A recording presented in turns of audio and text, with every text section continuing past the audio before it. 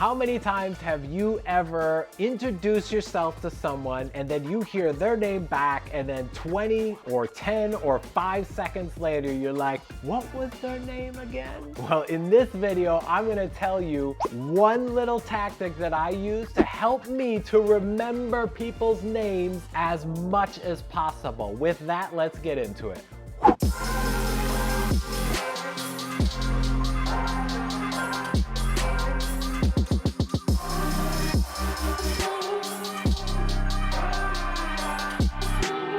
It happens all the time. We're there in the conversation. We're just getting going. Hi, my name's Tom. Nice to meet you. What's your name? And they say their name, and just as it comes in to the ear, it goes out to never be remembered again. So here are my strategies to help you and help me to remember people's names. Number one, we have to consciously and actively take the effort to remember the name that's coming in. Meaning, when they say their name, we don't just let it disappear into the ether. We take a moment to process it by saying something like, oh, that's a cool name, or where did you get that name Samantha from? And then let them respond. Take a moment to actually talk with them about their name. If it's a unique name, if it has a unique spelling, if it's said in a unique way, or if you have a connection to that name. Oh, my brother is also named Dan. That's cool, so we have that connection. Those little moments right there will wake our brain up so that we don't just let that information flow through us without getting processed at all. So tip number one, take a moment to remember their name.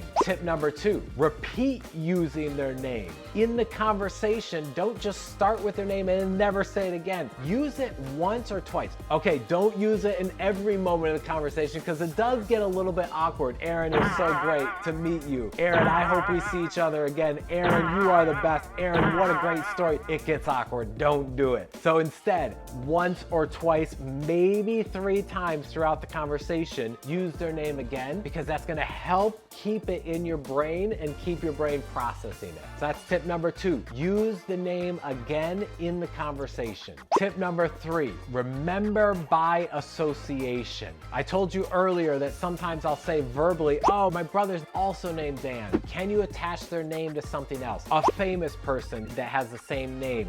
Someone in your life that has the same name. Does their name sound like something? Find some sort of association that their name can have and then think about that in our brain as we hear the name so that it helps us to remember it. So we go, what was that person's name again? And then we'll visualize what that association is. Because our brain likes to think in picture, color, and action. So as soon as I make a connection, I go, oh, my brother Dan also has that same name. So now I quickly in my mind make a visual connection between this person and my brother Dan, chatting, having a good time, or doing something together, and I'll lock it in. So then I'll help my brain just a little bit more to remember that information and retain it. Last and final tip number 4, is to follow up with using their names. After the conversation is done, can you go back to a notebook? Do you have some sort of like CRM?